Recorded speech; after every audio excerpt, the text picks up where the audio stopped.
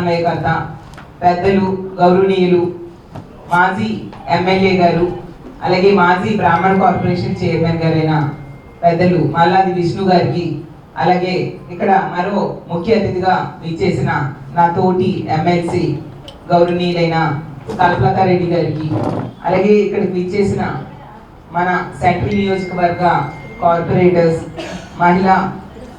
మహిళలందరూ కూడా, అక్క చెల్లెమ్మలందరికీ, అలాగే మిగతా వైఎస్ఆర్ కాంగ్రెస్ పార్టీ కుటుంబ సభ్యులందరికీ కూడా పేరు పేరున నమస్కారం తెలియజేస్తున్నాను.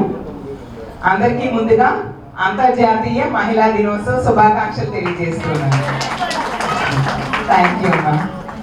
మీ అందరికీ తెలుసు కదా, ఇంట్లో మహిళ బాగుంటే కుటుంబం బాగుంటుంది, కుటుంబం బాగుంటే గ్రామం బాగుంటుంది, గ్రామం బాగుంటే రాష్ట్రం బాగుంటుంది. ఆ విధంగా తల్లిచి జగనన్న ముఖ్యమంత్రిగా ఉన్న 5 ఏళ్ళు కూడా ప్రతి సందర్భంలో కూడా మహిళలకే పెద్దపీట వేస్తూ వాళ్ళకి ఆర్థికంగా, రాజకీయంగా, సామాజికంగా ఉన్నత స్థానంలో కూర్చోబెట్టడానికి అన్ని రకాలుగా ప్రయత్నించడం జరిగింది. అలాగే మహిళల రక్షణకు కూడా పెద్దపీట వేయడం జరిగింది.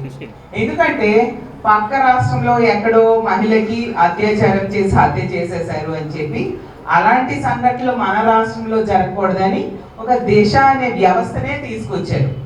దిశ యాప్ని తీసుకొచ్చారు. అందులో 1,30,00,000 మందికి పైగా ఆ యాప్ డౌన్లోడ్ చేసుకోవడం జరిగింది. ఎంతో మంది మహిళలు ఆ యాప్ ద్వారా రక్షణ పొందారనమాట. అలాగే దిశ పోలీస్ స్టేషన్స్ 18 తీసుకురావడం జరిగింది. డిఎస్పీ స్థాయి అధికారుల్ని అందులో నియమించి మహిళలకి రక్షణ కోసం ఆ దిశ పోలీస్ స్టేషన్స్ పనిచేసేట్టుగా చేయడం జరిగింది. అలాగే దిశ చట్టం అని కఠినంగా, అంటే మహిళల మీద అఘాయిత్యాలు చేసే వాళ్ళకి శిక్షలు కఠినంగా ఉండడం కోసం చట్టాన్ని ఏర్పాటు చేసి మన అసెంబ్లీలో దాన్ని ఆమోద ముద్ర చేసి కేంద్రం దగ్గరికి పంపిస్తే, కేంద్రంలో పెండింగ్ లో ఉన్నా కూడా అందులో ఉన్న అంశాలన్నీ కూడా అమలు చేసేసారు మన రాష్ట్రంలో. అంత చక్కగా మహిళా రక్షణకు ఆ రోజు జగన్మోహన్ రెడ్డి గారు పెద్దపీట వేయడం జరిగింది. అలాగే ఇచ్చిన హామీలు, మేనిఫెస్టోని ఒక బైబిల్లా, ఖురాన్లా, భగవద్గీతలా భావించి ఇచ్చిన హామీలో 99.5% నెరవేర్చారు. అసలు ఏదని చెప్పాలంటే మన రాష్ట్ర చరిత్రలోని ఇది ఒక ఆల్ టైమ్ రికార్డ్. ఆ రోజు మహానేత రాజశేఖర రెడ్డి గారు ప్రజల కోసం ఎన్నో సంక్షేమ కార్యక్రమాలు, అభివృద్ధి కార్యక్రమాలు చేస్తే దానికి ఇంకో 4 అడుగులు ఎక్కువేసి జగనన్న మహిళల కోసం అయితేనే, ప్రజల కోసం అయితేనే ఎన్నో సంక్షేమ కార్యక్రమాలు, ఎన్నో సంస్కరణలు తీసుకురావడం జరిగింది. నిజంగా రామరాజ్యం లాంటి పాలన ఎలా ఉంటుందో అలాంటి పాలన మన అందరం కూడా చూడటం జరిగింది. అసలు మన మహిళలకైతే మన సొంత అన్న ముఖ్యమంత్రి అయితే ఏ విధంగా భద్రత, భరోసా పొందుతామో ఆ విధంగా జగనన్న ముఖ్యమంత్రిగా మనము పొందిన పరిస్థితి మనందరం చూసాం. ఆ తర్వాత ఎన్నికలు వచ్చాయి, 2024 ఎన్నికలు. ఎన్నో హామీలు ఇచ్చారు. అసలు మేనిఫెస్టోతో పాటు బాండ్స్ ఇంటింటికి పంచడం జరిగింది కదమ్మా. మన ఇళ్ళందరి ఇళ్ళకి బాండ్స్ వచ్చాయి. ఆ బాండ్స్ లో ఏం చెప్పారు? జూన్ 4వ తేదీన ఎన్నికల రిజల్ట్ వస్తుంది, మా కూటమి గెలిచేస్తుంది, గెలిచేశాక జూన్ నుంచే అన్ని పథకాలు కూడా అమలు చేసేస్తాం. ఒక్కొక్క కుటుంబంలో ఎవరెవరు ఉన్నారు, రైతులుంటే వాళ్ళకి అన్నదాత సుఖీభవ, ఆడబిడ్డలుంటే వాళ్ళకి 18,000, అలాగే చిన్నపిల్లలుంటే ఒక్కొక్కరికి 15,000. అలా ప్రతి పథకాన్ని ఎంతెంత అమౌంట్ వస్తుంది, ఇన్ని లక్షలు మీ అకౌంట్లో పడిపోతాయి ప్రతి ఏడాది అని చెప్పి నమ్మించారు. బాండ్స్ ఇవ్వడంతో మన మహిళలు అందరూ కూడా నమ్మి ఓట్లేశారు. ఓట్లేస్తే ఇప్పటికి 20 నెలలు అయింది. 3 బడ్జెట్లు కూడా ప్రవేశపెట్టారు. చూస్తే ఆ సూపర్ 6లు, సూపర్ 7లు, ఇన్ని పథకాలు, మొత్తం 124 పథకాలు అందులో మనకి హామీలు ఇవ్వడం జరిగింది. ఏ ఒక్క పథకాన్ని కూడా పూర్తి స్థాయిలో నిధులు కేటాయించలేదు. వాళ్ళు ఎన్నికల మేనిఫెస్టోలో సూపర్ 6నే బాగా చూపించి నమ్మబలి ఓట్లు వేయించుకొని అందులో మెయిన్ పథకాలకు కూడా కనీస నిధులు కూడా ఇవ్వని పరిస్థితి మనం చూసాం. మొదటి సంతకమైన నిరుద్యోగ వృత్తికే ఈ రోజు కూడా రూపాయి నిధులు కేటాయించని పరిస్థితి. అంటే ఎంత దారుణంగా ఈ రాష్ట్ర ప్రజల్ని మోసం చేశారు, ముఖ్యంగా మహిళలకు మోసం చేశారు మనం అర్థం చేసుకోవచ్చు. ఎందుకంటే జగనన్న మహిళలకు అంత మేలు చేశారు కదా, ఎన్నికల టైంలో అంతకంటే ఎక్కువ మేలు చేస్తాను అని చెప్పి నమ్మించి ఓట్లు వేయించుకున్నారు. అంతకంటే ఎక్కువ మేలు మాట దేవుడేదు. జగనన్న ఇచ్చిన పథకాలన్నింటినీ కూడా ఈ రోజు ఏవి లేకుండా చేసేసి వీళ్ళు ఇస్తామన్న పథకాలు ఇవ్వకుండా మహిళల్ని నెట్ట నిలువుగా మోసం చేసిన పరిస్థితి మనం చూసాం. నిజం చెప్పాలంటే ఆడబిడ్డనిది మహిళలందరూ ఎంతో నమ్మారు. 18 ఏళ్ళు దాటి అంటే 1907 నుంచి 59వ సంవత్సరం వరకు ఉండే మహిళలందరికీ నెలకు 1500 వస్తుంది, ఆర్థికంగా తోడ్పాటు అందుతుంది, అంటే ఏడాదికి 18,000 వస్తాయని ఎంతో ఆశపడి మహిళలు ఓట్లు వేశారు. చూస్తే 20 నెలలు అయింది, ఒక్కరికి కూడా ఏ డబ్బులు ఇవ్వని పరిస్థితి మనం చూసాం. 3వ బడ్జెట్ కూడా వచ్చేసింది. ఆ పథకం కింద అయితే ఏడాదికి 32,400 కోట్లు కేటాయించాలి. 3 బడ్జెట్లు వచ్చేసాయి, అంటే ఇంచుమించు 97,000 కోట్లు కేటాయించాలి. 97 రూపాయలు కూడా కేటాయించని పరిస్థితి. అలాగే తీసుకుంటే ముఖ్యంగా మన మహిళలు ఎక్కువ మంది డ్వాక్రా సంఘాల్లో ఉన్నారు కదమ్మా, అందరూ డ్వాక్రాలో ఉంటారు. డ్వాక్రాలో ఉండేటప్పుడు జగన్ ఎంత చక్కగా 0 వడ్డీ టెన్షన్ గా మీ అకౌంట్ లో వేసిన పరిస్థితి. అలాగే చంద్రబాబు నాయుడు గారు 2014లో రుణమాఫీ చేస్తానని 14,200 కోట్లు చేయకుండా మోసం చేస్తే ఆ డబ్బులన్నింటినీ కలిపి 2019 ఏప్రిల్ వరకు ఉన్న అప్పు అంతటిని 4 విడతల్లో ఆసరా ద్వారా మీ అకౌంట్స్ లో వేసారా లేదా? అంత చక్కగా 25,500 కోట్లు ఆసరా ద్వారా మీ అందరికి ఇవ్వడమే కాకుండా చంద్రబాబు నాయుడు గారు గతంలో ముఖ్యమంత్రిగా ఉండేటప్పుడు 2016లో 0 వడ్డీ అప్పటి నుంచి ఎగ్గొట్టేశారు. ఆ డబ్బులన్నింటినీ కూడా కలిపి 5,000 కోట్లు 0 వడ్డీ కింద జగన్ ముఖ్యమంత్రిగా ఉన్న టైంలో మన మహిళల అకౌంట్ లో వేయడం జరిగింది. ఇంతగా చేస్తే ఈ రోజు ఎన్నికల టైంలో మన ఏం చెప్పారు, 3 లక్షలు కాదు 10 లక్షల వరకు మీకు 0 వడ్డీ ఇస్తానని మన మహిళలు చెప్పారు. చూసేసరికి కొండనాలకి మందేస్తే వందనాలు ఓడిపోయినట్టుగా ఏమైంది, ఆ 3 లక్షలకి లేదు 10 లక్షలకి లేని పరిస్థితి. ఈ రోజు 20 నెలలైనా ఒక్క రూపాయి కూడా 0 వడ్డీ ఇవ్వట్లేదు. అలాగే 50 ఏళ్ళకే 4,000 రూపాయల పెన్షన్ ఇస్తానన్నారు. ఏ ఒక్కరికైనా పడుతున్నాయమ్మా? కొత్తగా ఇవ్వలేదు సరికదా, పాతగా 60 ఏళ్ళకుండే పెన్షన్స్ కూడా గతంలో జగన్ అయితే ప్రతి 6 నెలలకు ఒకసారి కొత్త పెన్షన్స్ ఇచ్చేవారు. ఇప్పుడు 20 నెలలైనా అసలు అప్లికేషన్స్ తీసుకోవట్లేదు. అంటే ఎంత దారుణంగా మన మహిళల్ని ప్రజల్ని మోసం చేశారో అర్థం చేసుకోవచ్చు. అన్ని రకాలుగా నిరుద్యోగ యువతకి మోసం చేశారు. జగన్ అయితే 2 ఏళ్లలోనే 64,000 ఉద్యోగాలు ఇవ్వడం జరిగింది. ఇప్పటి వరకు ఏ ఉద్యోగము లేదు, నిరుద్యోగ వృత్తి అంతకంటే లేదు. గతంలో కూడా నిరుద్యోగ వృత్తి ఇస్తానని ఇవ్వకుండా మోసం చేశారు. చంద్రబాబు నాయుడు గారు అంతకుముందు ఇది 4వసారి ముఖ్యమంత్రి, అంతకుముందు 3 సార్లు. నేను 3 సార్లు ముఖ్యమంత్రి చేశాను, హామీలన్నీ ఇచ్చి ఎగనామం పెట్టడం జరిగింది. ఈసారి అలా చెయ్యను, ఖచ్చితంగా మీకు హామీలు నెరవేరుస్తానని నమ్మబలిగాను. మరి ఈసారి కూడా ఎగనామం పెట్టే పరిస్థితి మనం చూస్తూ ఉన్నాము. ఒక్కరు చెప్తే నమ్మరని ఒకవైపు పవన్ కళ్యాణ్ గారిని, ఇంకోవైపు మోడీ గారిని కూర్చోబెట్టుకొని ఈ హామీలు ఇచ్చేసి నమ్మించడానికి ట్రై చేశారు. ఈ రోజు చూసేసరికి 20 నెలలైనా ఒక్క హామీ కూడా అమలు చేయని పరిస్థితి మనం చూస్తూ ఉన్నాము. అలాగే మహిళల రక్షణ చంద్రబాబు నాయుడు గారి పాలనలో ఎంత దారుణంగా ఉంది. లా అండ్ ఆర్డర్ అనేది ఎన్నో ఉదాహరణలు. అతని ప్రభుత్వ అధికారులే రిపోర్ట్స్ చెప్తూ ఉన్నారు. క్రైమ్ బాగా పెరిగిపోయింది ఆంధ్రప్రదేశ్ రాష్ట్రంలో. మహిళల మీద జరిగే అఘాయిత్యాలు విపరీతంగా పెరిగిపోయాయి. ఈ రోజు తీసుకుంటే 10 జిల్లాల్లో క్రైమ్ పెరుగుతూ ఉంది. క్రైమ్ జరిగే రేటు, క్రైమ్ ఎగ్నిస్ట్ ఉమెన్ పెరుగుతూ ఉంది అన్నమాట. అంత దారుణంగా అతను ముఖ్యమంత్రిగా ఉండగా అతను నివసిస్తున్న గుంటూరు జిల్లాలో 11% క్రైమ్ ఎగ్నిస్ట్ ఉమెన్ పెరిగింది. అలాగే రోజుకి 50-60 కేసులు మహిళల మీద అఘాయిత్యాలు నమోదవుతున్నాయి. 3-4 రోజుకి హత్యలు కానీ అత్యాచారాలు కానీ ఈ రాష్ట్రంలో జరుగుతున్నాయి. మరి మహిళలకి రక్షణ ఎలా? ఇంట్లో ఉన్నా కూడా మనం చూసాం, మా హిందూపూర్లో అత్తాకోడలు ఇంట్లో ఉంటే ఒకడు వచ్చి అత్యాచారం చేయడం జరుగుతున్నాం. ఇంట్లో ఉన్నా రక్షణ లేదా? మరి ఎలా బ్రతుకుతాం ఈ కూటమి పాలనలో? బయటికి స్కూల్కి వెళ్ళినా పిల్లల్ని ఎలా అంత దారుణంగా అత్యాచారాలు చేస్తున్నారు, హత్యలు చేస్తున్నారు. పని ప్రదేశాల్లో కూడా అత్యాచారాలు, హత్యలు చేస్తూ ఉండే పరిస్థితి చూస్తే ఒక మహిళా హోంమంత్రి ఆవిడ కూడా ఎటువంటి చర్యలు తీసుకోని పరిస్థితి. ఈ రోజు ఈ రాష్ట్రంలో మద్యం, గంజాయి, డ్రగ్స్ విడిగా దొరుకుతూ ఉండే పరిస్థితి. ఏమంటే చంద్రబాబు నాయుడు గారు, హోంమంత్రి గారు చెప్తారు 100 రోజుల్లో గంజాయి లేకుండా చేస్తామని. ఈ రోజు హోంమంత్రి నివాసం ఉంటున్న విశాఖపట్నంలో గంజాయి పండిస్తున్నారు, గంజాయి అక్రమ రవాణా జరుగుతూ ఉంది. అలాగే చంద్రబాబు నాయుడు గారి సొంత నియోజకవర్గం కుప్పంలో కూడా గంజాయి పండిస్తూ ఉండే పరిస్థితి. ఇంకా గంజాయిని వీళ్ళు ఎక్కడ అరికడతారు? అలాగే మద్యం పాలసీని మార్చేసి ఈరోజు చూస్తే మద్యం ఏరులై పారే పరిస్థితి. జగనన్న టైంలో తీసుకుంటే మద్యం బెల్ షాప్స్ ఒక్కటి కూడా లేకుండా ఆ రోజు నిర్మూలించారు. ఈ రోజు విడిగా బెల్ షాప్స్ 80-90 వేలు బెల్ షాప్స్ ఈ కూటమి అధికారంలోకి వచ్చాక ఈ రాష్ట్రంలో ఉందంటే ఎంత దారుణంగా మద్యం ఏరులై పారుతుందో అర్థం చేసుకోవచ్చు. అలాగే పెర్మిట్ రూమ్స్, లైసెన్స్ ఇచ్చి పెర్మిట్ రూమ్స్ ఇస్తూ ఉండే పరిస్థితి.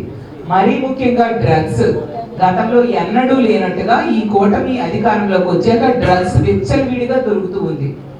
ఎలా భవిష్యత్ తరాలు ఎలా బ్రతుకుతాయి? ఎంత దారుణంగా డ్రగ్స్ దొరుకుతూ ఉంటే పాడైపోతూ ఉండే పరిస్థితి.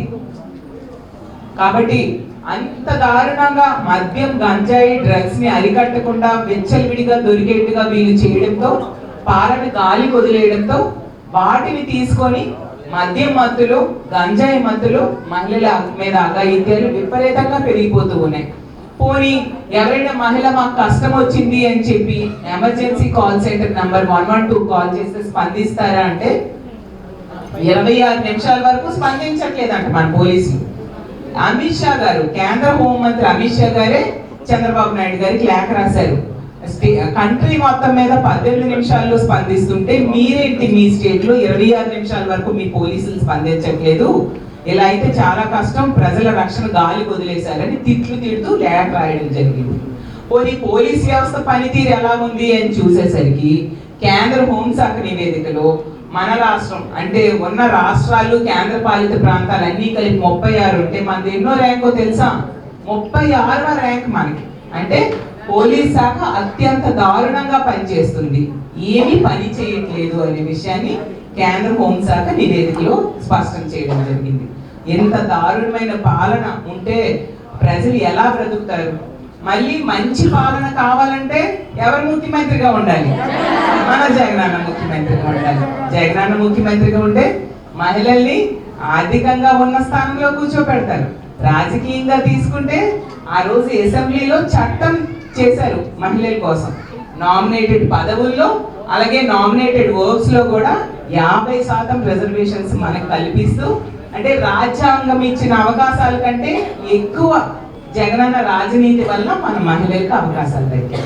అంత చక్కగా మన మహిళల రక్షణకి పెద్దపీట వేయడమే కాకుండా మహిళల సాధికారత కృషి చేయడం మన అందరము చూసాము. ఈ రోజు చాలా దారుణంగా మహిళల పరిస్థితి ఎలా ఉందంటే అసలు మెంగలేక కక్కలేక అన్న పరిస్థితిలో మహిళలు ఈ రోజు ఆంధ్రప్రదేశ్ రాష్ట్రంలో నివసిస్తూ ఉండే పరిస్థితి. అప్పుడు చెప్పారు మన జగన్ బటన్ నొక్కి అందరి అకౌంట్లో డబ్బులు వేసేవారు. అసలు గతంలో జగన్ ముఖ్యమంత్రిగా ఉండేటప్పుడు మహిళలు తన తండ్రి మీదో, భర్త మీదో, కొడుకు మీదో ఆధారపడే పరిస్థితి లేదు. వాళ్ళ అకౌంట్లోనే డబ్బులు పడేవి, వాళ్ళే తిరిగి కుటుంబ సభ్యులకు అప్పులు ఇచ్చే పరిస్థితి ఉండేది. ఈ రోజు తీసుకుంటే కనీసం డ్వాక్రా సంఘాలకి బ్యాంకు లోన్ ఇవ్వట్లేదు. మొన్నే రిపోర్ట్ వచ్చింది, నాబార్డు నివేదిక వచ్చింది, అందులో బ్యాంకులు లోన్స్ ఇవ్వడం తగ్గించేశాయి. డ్వాక్రా సంఘాల తాలూకా పొదుపు కూడా 479 కోట్లు తగ్గిపోయింది ఈ ఏడాది అని. అంటే ఎంత దారుణంగా మహిళల తాలూకా ఆర్థిక స్వావలంబన తగ్గిపోయింది అనే విషయం ఈ కూటమి పాలనలో మనకు అర్థమవుతుంది. కాబట్టి మన మహిళలు మళ్ళీ చక్కగా పూర్వంలా ఆర్థికంగా చక్కగా ఉండి మనమే మన కుటుంబ సభ్యులకో ఇంకెవరికైనా సహాయం చేసే పరిస్థితిలో ఉండాలన్నా, రక్షణగా ధైర్యంగా బయట తిరగాలన్నా మళ్ళీ జగనన్న ముఖ్యమంత్రి కావాలి. అవునా కాదు? జగనన్న ముఖ్యమంత్రిగా ఉండేటప్పుడు కడుపులో ఉన్న బిడ్డ నుంచి పండు ముసలి వాళ్ళ వరకు కూడా ఎన్నో పథకాలు, ఇప్పుడే నా ముందు మాట్లాడిన పెద్దలు చెప్పినట్టుగా అసలు మనం చూస్తే ప్రతి పథకం మహిళల పేరు నింపడమే జరిగింది. ఆ రోజు చూస్తే ఆడబిడ్డ మీద అవ్వచ్చు, విద్యా దీవెన, వసతి దీవెన, 31 లక్షల ఇళ్ల పట్టాలు, 22 లక్షల ఇల్లు కట్టివ్వడం, అలాగే ఈబీసీ నేస్తం, కాపు నేస్తం, ప్రతి పథకం మహిళల పేరునే. కడుపులో బిడ్డలుంటే వాళ్ళకి పోషణ, సంపూర్ణ పోషణ అందించేవారు. టెన్షన్ గా ప్రతి నెల కిడ్స్ కూడా అంగన్వాడీ సెంటర్స్ నుంచి వచ్చే గర్భిణీ స్త్రీలకు అన్ని రకాలుగా కడుపులో ఉన్న బిడ్డ నుంచి పండు ముసలి వాళ్ళ వరకు కూడా అన్ని పథకాలు అందేవి. అసలు మనం చూసాం ఎన్నికల టైంలో చాలా మంది వచ్చేవారు, కారు ఎక్కి వచ్చేవారు, జీపీ ఎక్కి వచ్చేవారు, సైకిల్ మీద నడిచి వచ్చి ప్రచారం చేసేవారు. ఏం చెప్పేవారు? మేము చంద్రబాబు నాయుడు గారి తాలూకా, మేము పవన్ కళ్యాణ్ గారి తాలూకా, మేము లోకేష్ గారి తాలూకా అని చెప్పేవారు. చూస్తే ఎన్నికలు అయిపోయి నన్ను ఓట్లు వేశారు. ఆ బాండ్స్ కూడా చూసి ఓహో ఇవన్నీ బాండ్స్ లో ఉన్న డబ్బులన్నీ మాకు వస్తాయని నమ్మి ఓట్లు వేస్తే 20 నెలలు అయింది.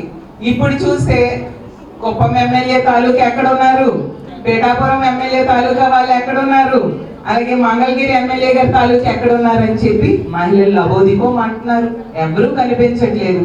కాబట్టి ఈ రాష్ట్రంలో మళ్ళీ మన మహిళలందరూ చక్కగా జీవించాలన్నా, రక్షణతో ఉండాలన్నా మళ్ళీ మన జగన్మోహన్ రెడ్డి గారు ముఖ్యమంత్రి అవ్వాలి.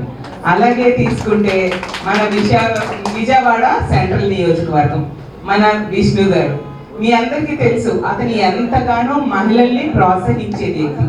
చూశాను కమిటీలో ఏదైనా పేరు ఇస్తే ఆ పేరు అనౌన్స్ చేసినంత వరకు కూడా 10 సార్లు ఫాలో అప్ చేస్తూ, అలాగే ఎవరికి ఏ సమస్య వచ్చినా నేను విన్నాను పెద్దలు విష్ణు గారి గురించి, కార్యకర్తలైనా తోటి నాయకులైనా ఎవ్వరు ఈ సమస్యని ఫోన్ చేస్తే వెంటనే ఫోన్ లిఫ్ట్ చేసి ఆ సమస్య పరిష్కారం కోసం కృషి చేస్తూ, కార్యకర్తలకి పేదవాళ్ళకి అందరికి అందుబాటులో ఉండే వ్యక్తి అనేసి ఇప్పటికి 2 సార్లు ఎమ్మెల్యే గెలిచారు, అవునా కాదా?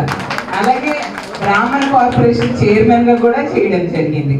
అంత చక్కగా ప్రజలకి అందుబాటులో ఉండే వ్యక్తి మీకు ఈ రోజు నియోజకవర్గ సమన్వయకర్తగా ఉన్నారు.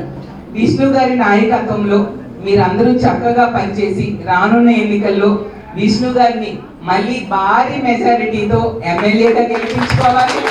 రానున్న రోజుల్లో మీ అందరి ఆశీస్సులతో విష్ణు గారు ఇంకా పెద్ద పెద్ద స్థానాలకి ఎదగాలని మనస్ఫూర్తిగా భగవంతుడిని కోరుకుంటూ ఉన్నాను.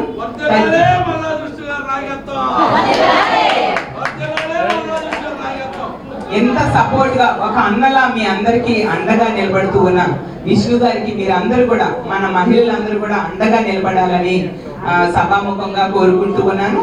ఈ రోజు నుంచి ఇంకా ఎన్నికలు దగ్గరికి వస్తూ ఉన్నాయి. 3 బడ్జెట్లు ప్రవేశపెట్టేశారు. అంటే ఆ కూటమి పాలన 60% వాళ్ళు అయిపోయినట్టుగా. కాబట్టి ఇంకా 2 బడ్జెట్లే ఉన్నాయి. అంటే వాళ్ళు ఇవ్వాల్సిన హామీలు ఏవి కూడా నిధులు కేటాయించలేదు. కాబట్టి ఈ రోజు నుంచి మనము మళ్ళీ మన జగనన్నని ముఖ్యమంత్రిగా చేసుకోవడానికి, అలాగే మన మల్లాది విష్ణు గారిని ఇక్కడ ఎమ్మెల్యేగా గెలిపించుకోవడానికి ప్రతిరోజు కూడా కొంత సమయం కేటాయించి మన పార్టీ కోసం పని చేయాల్సిందిగా ప్రతి ఒక్కరిని కోరుకుంటూ ఉన్నాను. వాళ్ళు ఎన్ని అక్రమ కేసులు పెట్టినా, ఎన్ని ట్రోల్స్ చేసినా, ఏ విధంగా ఇబ్బందులు పెట్టినా దేనికి భయపడాల్సిన పని లేదు. మనకి పైన జగనన్న ఉన్నారు, ఇక్కడ మల్లాది విష్ణు అన్న ఉన్నారు. కాబట్టి ప్రతి ఒక్కరు ధైర్యంగా పనిచేద్దాం, చక్కగా ముందుకు వెళ్దాం, మళ్ళీ జగనన్నని ముఖ్యమంత్రి చేసుకుందాం. జై జగన్, జై జై జగన్. ఇంత చక్కటి కార్యక్రమంలో పాల్గొనే అవకాశం కల్పించిన ఈ నియోజకవర్గ సమన్వయకర్త గారైన మల్లాది విష్ణు గారికి ప్రత్యేక ధన్యవాదాలు తెలియజేస్తూ సెలవు తీసుకుంటున్నాను. జై జగన్.